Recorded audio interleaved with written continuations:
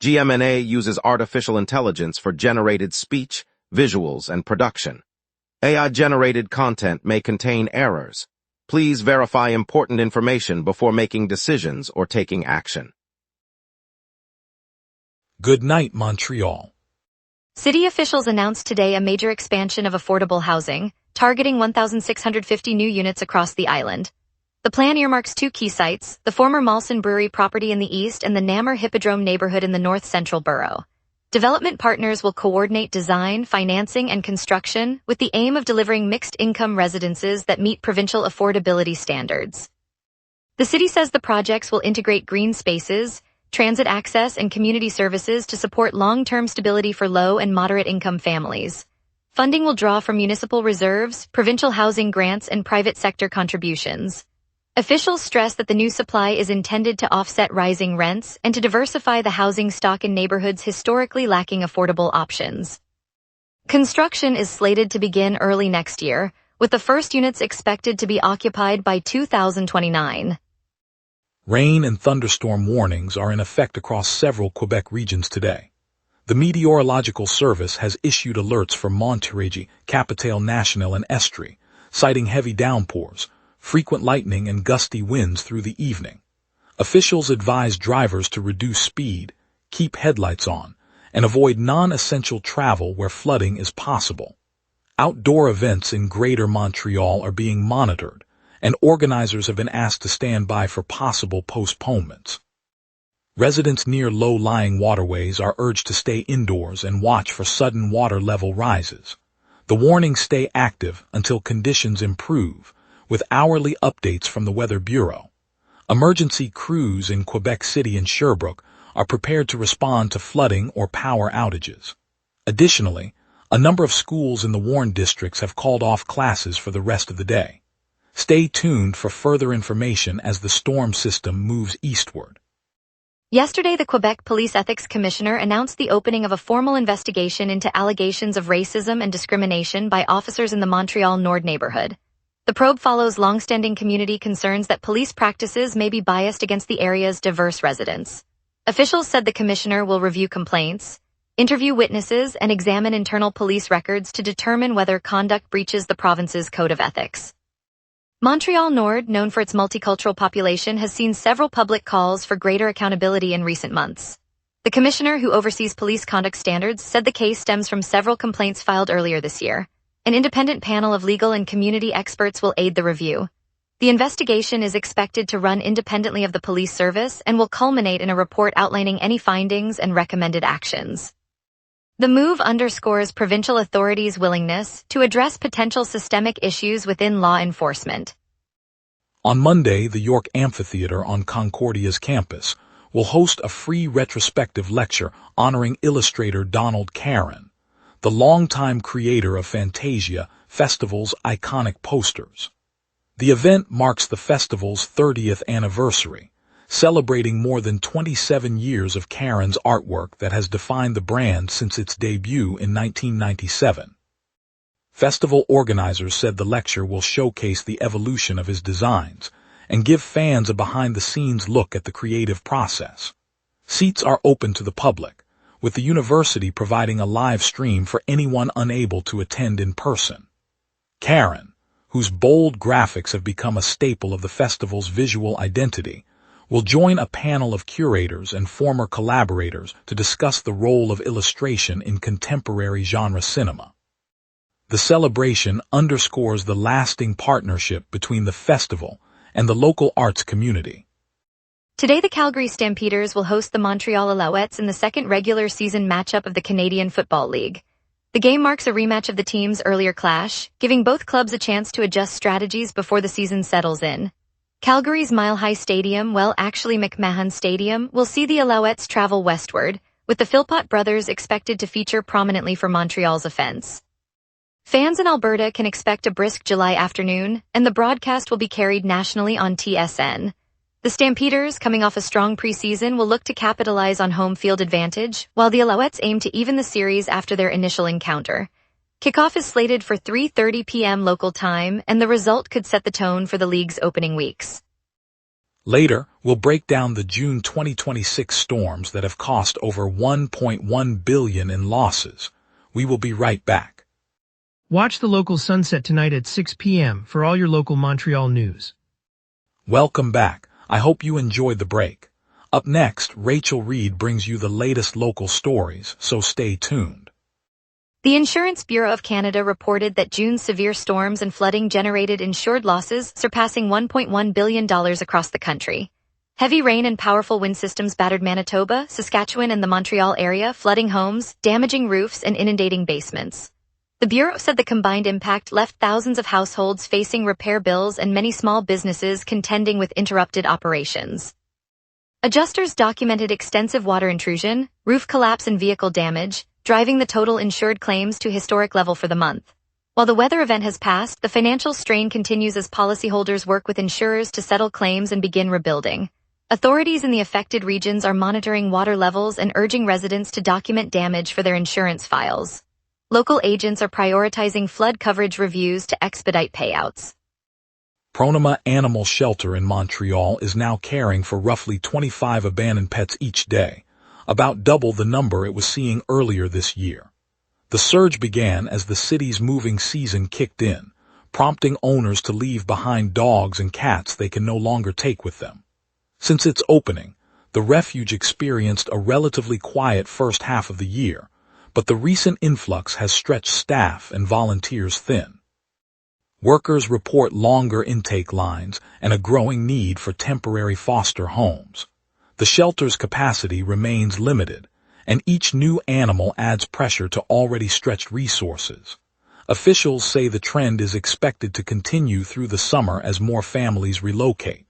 Residents are urged to consider adoption or foster options to help ease the mounting load. Mayor Michael Stern of Westmount, a Montreal suburb, has been cited by the Quebec Municipal Commission for 7 alleged ethics violations. The Commission's findings, released Friday, July 17 at 6:55 p.m. EDT, detail accusations of disrespectful language and uncivil behavior directed at city officials and staff. The Quebec Municipal Commission, which monitors compliance with municipal ethics rules, identified each of the 7 breaches in its report. The citations come as part of the Commission's ongoing oversight of municipal conduct across the province. Westmount City Council has been notified of the findings and will determine any further action in response to the alleged violations. The Commission's decision marks a formal step in addressing the reported conduct within the municipality. Yesterday, service on the REM stalled between Panama and Central stations for more than 3 hours, beginning at 4:48. The interruption left commuters stranded across the downtown corridor, forcing many to seek alternative buses or walk to nearby stops.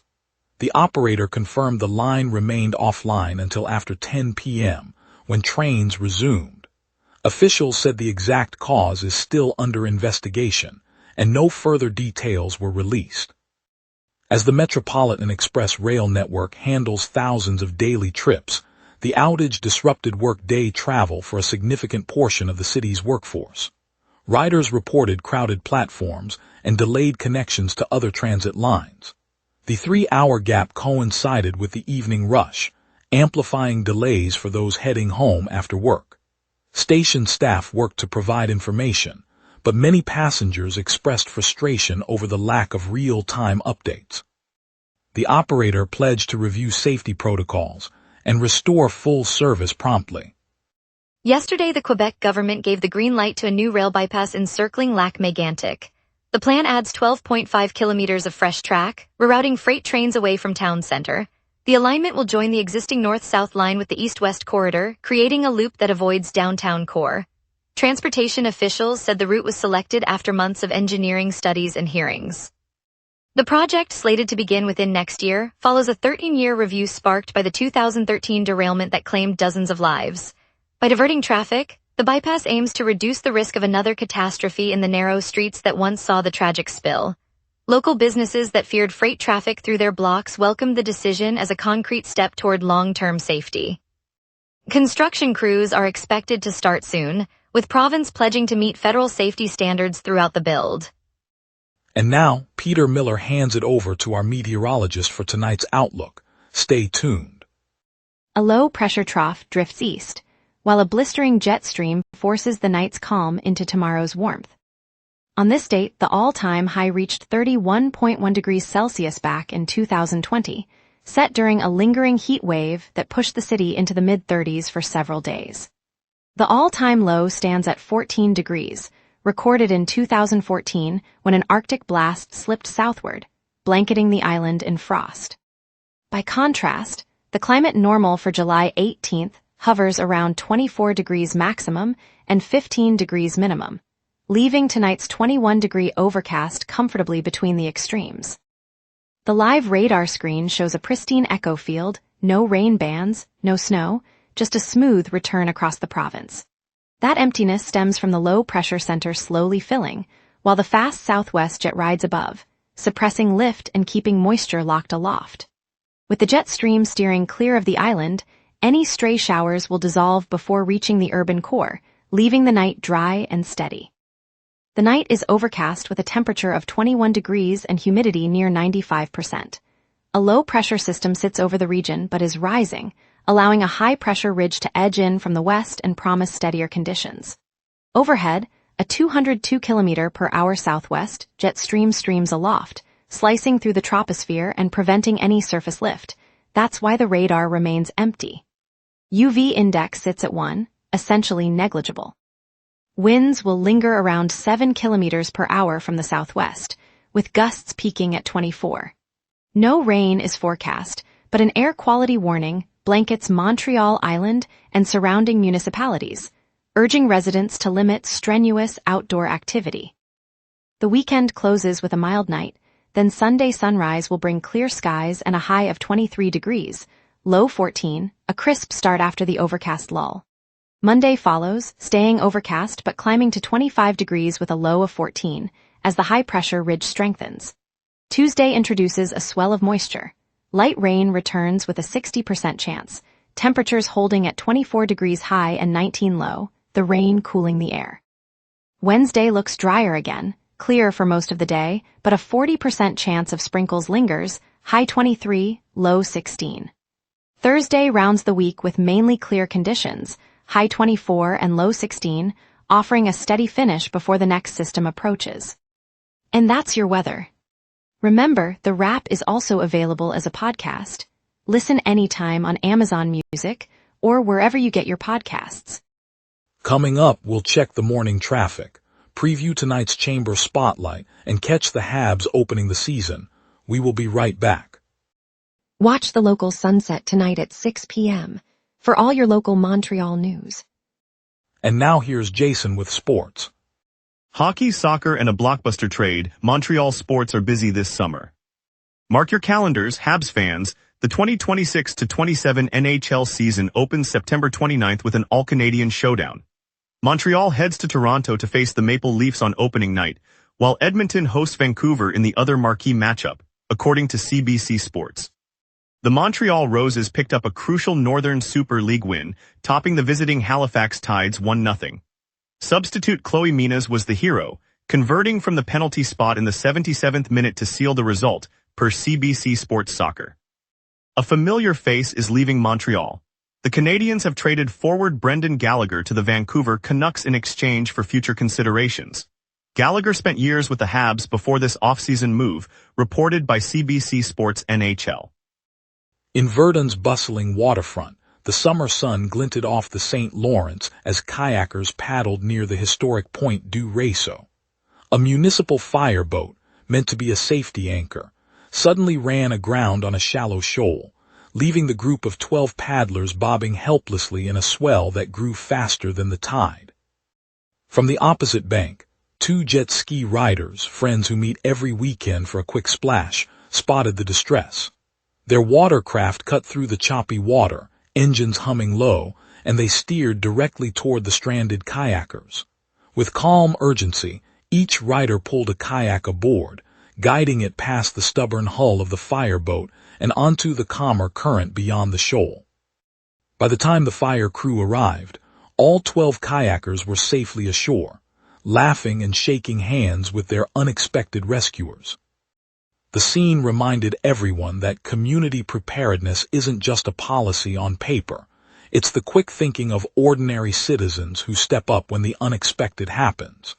It's a reminder of the kindness that threads through Montreal's riverbanks, and it brightens the day for all who share the water. In the heart of Mercier, Hochelaga Maisonneuve, on a Tuesday morning, residents of Rue Saint Laurent watched a line of orange trucks crawl along the CN rail corridor that borders their courtyard. The crew sprayed herbicide to keep the tracks clear, a routine CN operation. The faint hiss lingered over flower boxes and a child's bike against a fence, prompting surprised comments from neighbors on their stoops. Within an hour, a handful of community members formed a small circle, phones out, and began documenting the drift of mist onto their gardens. Their concern quickly turned into collective action. A neighborhood association drafted a polite letter, and a local school class helped create a mural showing the rail line as a shared space rather than a barrier. CN's response arrived next day with a senior engineer visiting block, apologizing for the lack of notice, and promising to adjust its schedule and add buffer zones. The gesture sparked relief and a celebration, as children waved homemade signs that read, "Thank you for listening." It's a reminder that when a community speaks up, even a railway can hear the call. Thank you, Montreal, for joining us on the wrap.